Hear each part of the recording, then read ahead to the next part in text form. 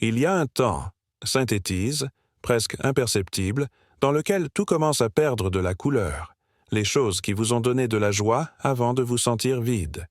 Les rires des autres semblent distants, comme un écho qui ne vous appartient pas. Les objectifs que vous avez fixés, les rêves que vous avez poursuivis, même cette identité que vous avez transportée comme un bouclier, tout commence à s'estomper lentement, comme si cela n'avait plus de sens. Ce n'est pas exactement la tristesse, c'est plus profond, une sorte de fatigue de l'âme, une déconnexion invisible avec la vie elle-même. Et puis, dans ce silence, une sensation inquiétante apparaît. Vous ne savez pas qui vous êtes. Vous ne savez pas pourquoi vous faites ce que vous faites.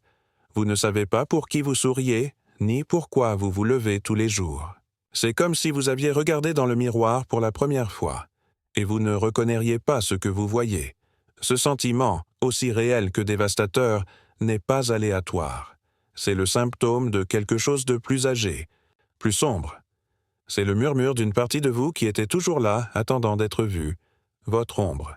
Carl Jung n'a pas parlé de démons externes. Il a parlé de ceux qui vivent à l'intérieur. Cette partie cachée de vous qui contient tout ce que vous ne voulez pas montrer, tout ce que vous avez réprimé, tout ce que vous niez. Mais quand vous y faites enfin face, quand vous osez la regarder devant, quelque chose à l'intérieur de vous se brise. Pas parce que vous êtes faible, pas parce que vous êtes brisé, mais parce que, pour la première fois, vous voyez la vérité sans filtres. Et la vérité, lorsque vous n'êtes pas préparé, vous pouvez commencer le désir de continuer. Cette vidéo n'est pas un guide spirituel. Ce n'est pas un discours de motivation. C'est une exploration brutalement honnête de la raison pour laquelle beaucoup de gens perdent la volonté de vivre après avoir regardé dans les yeux de leur propre ombre. Et si vous êtes ici, en voyant cela, ce n'est pas un accident. Peut-être que, dans un coin de votre être, vous avez commencé à écouter ce murmure. Se préparer, parce que ce qui vient ensuite n'a pas l'intention de vous donner des réponses. Il ne fera qu'ouvrir la porte aux questions que vous avez toujours évitées. Pendant des années, vous avez eu du mal à construire une version acceptable de vous-même. Vous avez poli votre image, réprimé vos impulsions, déguisé vos peurs, avec des sourires, et vos insécurités avec les réalisations. À un moment donné, vous avez appris que pour être aimé, pour être respecté, appartenir, certaines parties devaient être cachées. Ensuite, vous avez commencé à enterrer tout ce qui vous a fait trop sensible, trop impulsif, trop honnête, trop sombre.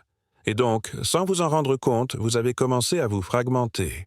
Vous l'avez fait parce que le monde vous a appris qu'il y avait des récompenses pour être bon, pour être normal, pour s'adapter. Mais ce prix que vous avez payé, celui pour amputer des morceaux de votre vérité, ne disparaît pas, s'accumule. Vivez en vous, réduit au silence, mais pas mort. C'est ce qui vous dérange lorsque vous êtes seul. C'est ce que vous ressentez quand tout va bien. Mais quelque chose en vous dit non. C'est votre ombre. Et il vous regarde depuis des années. Faire face à cela n'est pas un acte héroïque, c'est une fracture.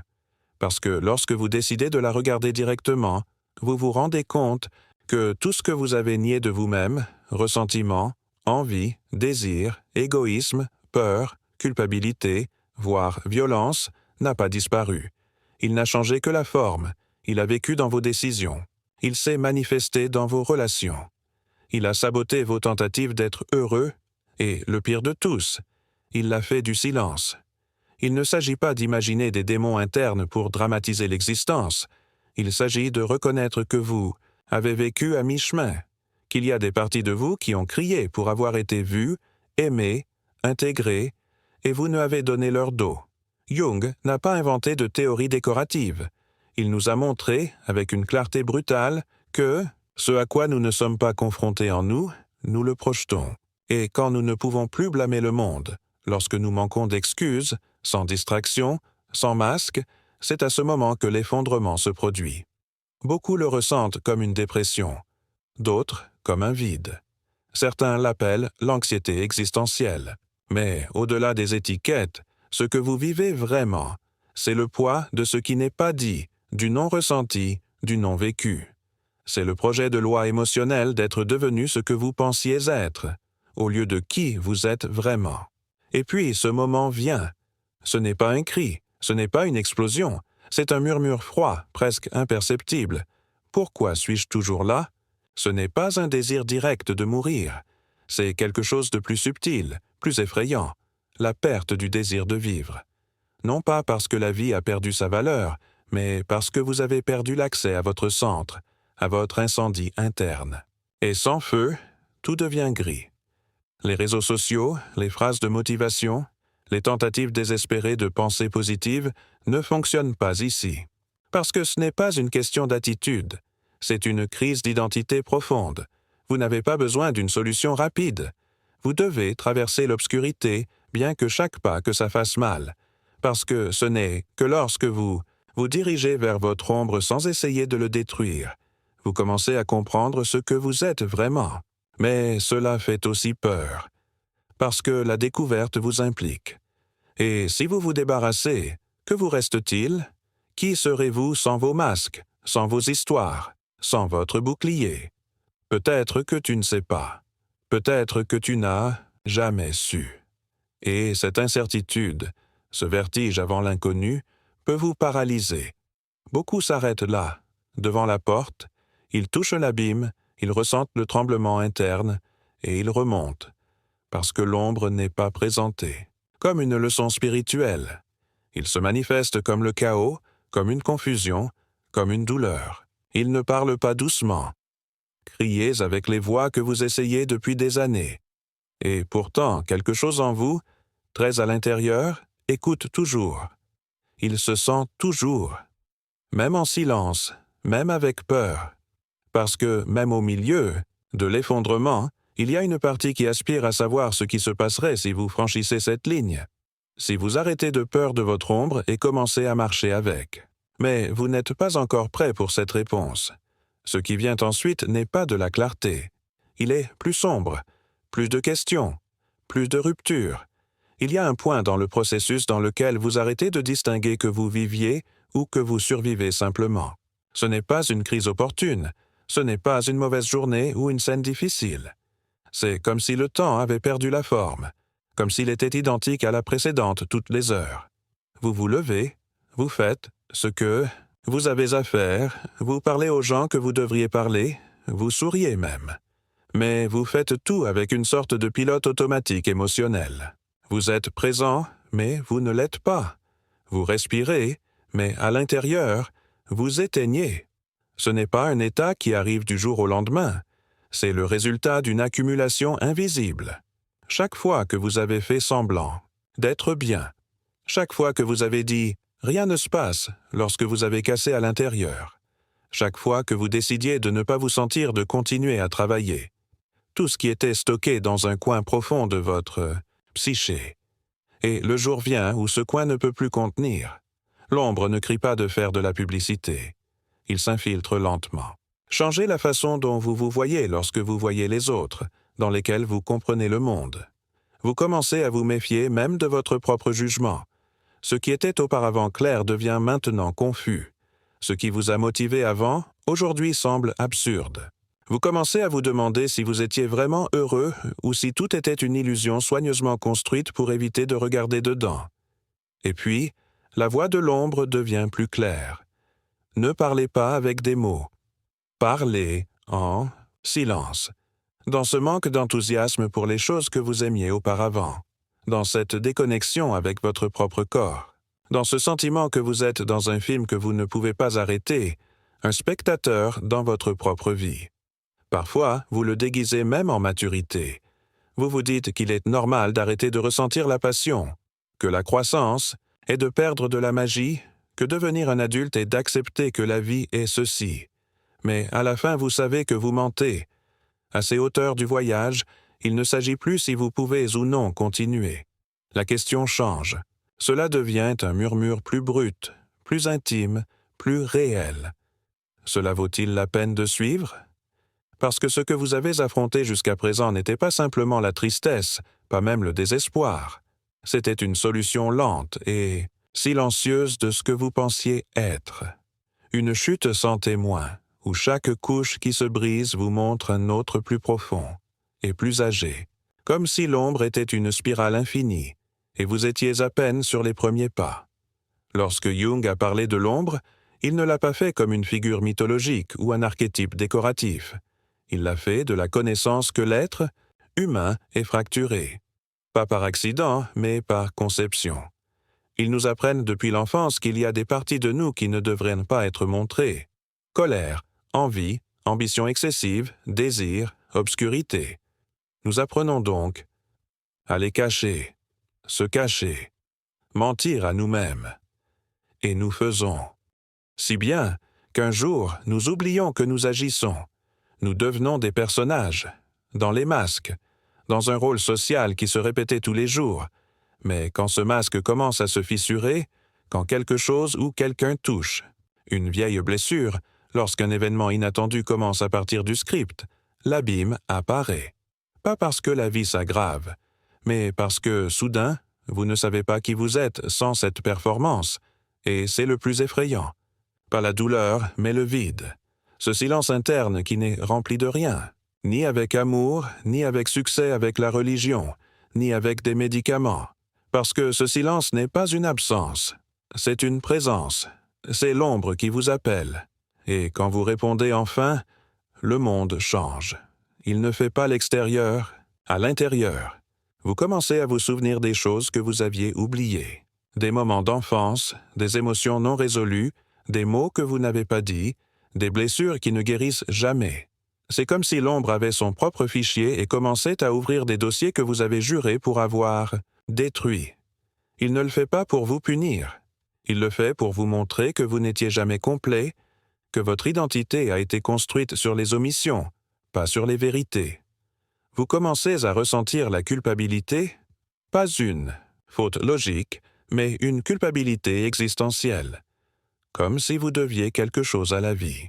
Comme si, à un moment donné, vous auriez trahi ce que vous deviez vraiment devenir, ce que les autres attendaient. Et cette trahison, même si elle était inconsciente, de marque gauche, marque qui brûle maintenant. Ce saignement. Il refuse d'être ignoré, et puis la rage apparaît. Contre vous, contre tes parents, contre la société, contre Dieu, si vous croyez en lui. Parce que vous comprenez peut-être pour la première fois qu'une grande partie de ce que vous avez souffert n'était pas de votre faute, mais c'est votre responsabilité. Parce que maintenant tu sais, parce que vous ne pouvez pas prétendre que vous ne l'avez pas vu. Parce que l'ombre, une fois révélée, ne disparaît pas. Il reste. Regardez-vous. Cela vous exige. Certains, quand ils arrivent ici, s'effondrent. Pas en raison de la faiblesse, mais de l'épuisement. Parce que faire face à votre obscurité ne fait pas seulement mal, mais aussi des pneus, fatigués profondément. Il y a des jours où vous ne pouvez tout simplement pas vous lever. Non pas parce que votre corps ne veut pas, mais parce que votre âme est épuisée. Épuisée pour maintenir une existence qui n'a plus de moyens de subsistance. Épuisée pour être fort. Épuisée pour résister. Et c'est, à ce moment, où quelque chose que presque personne ne s'attend, le désir d'abandonner ne ressemble pas à une défaite. C'est comme un soulagement, comme si, après avoir combattu, vous accepterez enfin que vous ne le savez pas, vous ne pouvez pas, que vous ne comprenez pas. Et cette reddition, paradoxalement, est la première étape vers un mode de vie différent, mais pas vers une solution, pas vers la clarté immédiate, mais vers une obscurité plus sincère, plus honnête, plus réelle. Vous commencez à vous voir avec d'autres yeux, pas avec une compassion bon marché, avec crudité. Vous réalisez combien de dégâts vous avez causés de vos blessures, combien de personnes que vous avez touchées dans votre vide, combien de décisions que vous avez prises de peur. Et cette conscience peut être insupportable, parce que non, seulement vous souffrez de ce qu'ils vous ont fait, mais pour ce que vous avez fait lorsque vous ne saviez pas qui vous étiez. Et cela pèse. Beaucoup. L'ombre vous montre que vous n'êtes pas une victime ou un méchant. Vous êtes les deux. Et aucun. Vous êtes humain. Et cette vérité, bien qu'elle se libère, déstabilise également. Parce que le droit de souligner, de juger, de vous justifier. Cela vous laisse nu devant vous. Et là, dans cette réflexion brisée, vous voyez quelque chose qui fait plus mal, le potentiel que vous aviez, et que vous avez perdu. Vous vous Souvenez des moments où vous auriez pu choisir différent. Vous vous souvenez des gens qui vous aimaient quand vous ne saviez pas comment aimer. Vous vous souvenez des chemins que vous n'avez pas pris de peur, pour le confort, pour l'inertie. Et puis vous vous demandez, qui serait si je ne m'avais pas trahi tant de fois? Mais cette question n'a pas de réponse, et c'est pourquoi ça brûle. Tellement. Et pourtant, vous êtes toujours là, pas parce que vous avez des espoirs, mais parce que quelque chose dans les profondeurs de votre être ne s'est pas encore rendu, quelque chose que vous ne pouvez pas nommer, mais qui persiste, comme un grill sous les décombres. En tant que voix qui n'est pas une voix, cela ne crie pas, mais cela ne disparaît pas non plus. C'est peut-être votre âme, c'est peut-être votre essence, ce n'est peut-être que la vie, battre faiblement dans la seule chose que vous n'avez pas pu tuer, votre capacité à ressentir. Et dans ce sentiment fragile, si à peine perceptible, il y a une question qui commence à se former. Il ne cherche pas de réconfort, il ne cherche pas de rédemption, il ne cherche que la vérité. Pas la vérité que vous pouvez lire dans les livres ou écouter des discours de motivation. Non, une vérité plus brute et plus viscérale, une vérité qui ne rassure pas, mais qui vous permet de respirer autrement. Et si l'ombre n'était pas venue vous détruire? Et si vous veniez vous retourner? Pas une meilleure version de vous, pas un vous éclairé, parfait et transcendé, mais simplement toi, avec vos lumières et vos ruines, avec vos contradictions, votre histoire, vos blessures, avec tout ce que vous êtes, et tout ce que vous ne savez toujours pas ce que vous pouvez être. Mais pour y arriver, vous devez continuer, pas vers la lumière, mais à l'intérieur. Et ça, tu ne l'as toujours pas fait du tout. Si vous êtes arrivé ici, ce n'était pas par hasard. Peut-être qu'il y a quelque chose en vous qui a déjà commencé à se réveiller. Quelque chose qui ne cherche pas de réponse facile ou de solution rapide. Quelque chose qui était fatigué de faire semblant. Et que, en silence, commence à se rappeler qui c'est vraiment. Regardez votre ombre n'est pas la fin d'une route. C'est le début d'une autre, plus réelle, plus brute, plus authentique. Celui où vous n'avez pas besoin d'être parfait, juste honnête. Parce qu'à la fin, ce qui vous évite, c'est ne pas fuir votre obscurité. Mais apprenez à marcher avec elle. Et si cette vidéo a résonné avec vous, bien que ce soit un peu, même si elle est profonde dans ce silence auquel personne n'écoute, je veux vous demander quelque chose. Abonnez-vous à la chaîne. Pas par des nombres, pas par des algorithmes. Faites-le parce que nous continuons ici à parler de ce que beaucoup préfèrent fermer. Comme si cela vous a touché. Et commentez ce que vous ressentez, ce que vous pensiez, ce qu'il a supprimé en vous. Tu n'es pas seul, et votre voix compte également. Merci d'avoir atteint la fin. Rendez-vous dans le noir. Vous n'évoluez pas. Vous éteignez. Et la chose la plus douloureuse est que plusieurs fois personne ne le remarque. Vous êtes toujours fonctionnel. Vous êtes toujours cette personne. Correcte, amicale et sociable. Mais lorsque vous fermez la porte la nuit, lorsque vous restez seul avec vos pensées, la vérité apparaît comme une ombre dans le coin de la pièce. Vous ne savez pas qui vous êtes. Vous ne savez pas si vous l'avez jamais su. Et ce vide, ce manque de centre, peut vous faire sentir comme si vous n'existiez plus. À ce stade, certains recherchent des sorties désespérées. Changer la ville, changer de couple, changer d'emploi. Et pendant un certain temps, il semble que cela fonctionne. L'anesthésie de la nouveauté le vide. Mais bientôt, l'ombre réapparaît. Parce que je n'étais pas dehors. J'étais en toi. Et tu es venu avec elle. Parfois, vous essayez de tout rationaliser. Vous recherchez des explications, des livres, des thérapies, des diagnostics. Et oui, vous pouvez mettre des noms, dépression, troubles d'identité, fatigue émotionnelle. Mais aucun de ces termes ne capture précisément ce que vous vivez. Parce que ce n'est pas seulement un problème de santé mentale, c'est une crise de sens. C'est votre âme qui crie du bas du puits que vous avez jeté, brique de brique, tout au long de votre vie.